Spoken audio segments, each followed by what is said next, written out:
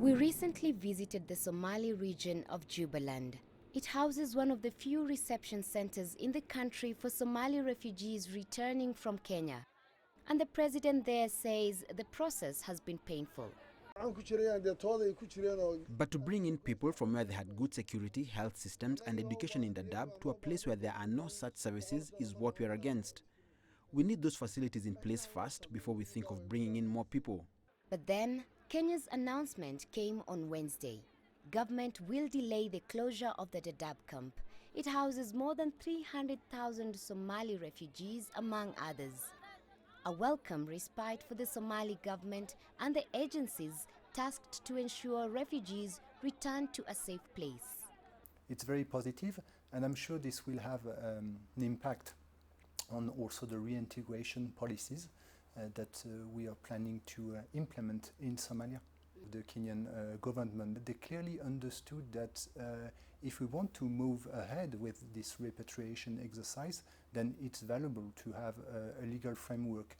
And this position is also shared by UNHCR, and I'm sure it has been received very positively by the Somali counterparts. So far this year, nearly 30,000 Somali refugees have gone back home voluntarily. But it's put immense strain on resources. The UNHCR has received only a fraction of the money needed to accommodate the influx.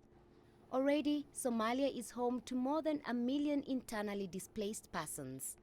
The main challenge for the country remains security.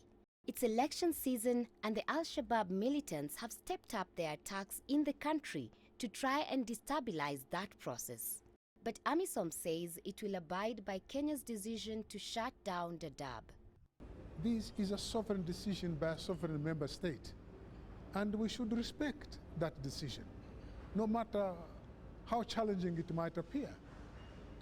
As far as AMISOM is concerned, is that we will do what we need to do. After all, most of these people are going into Somalia exactly in the areas which are of this responsibility, the sectors under the responsibility of Kenya contingent.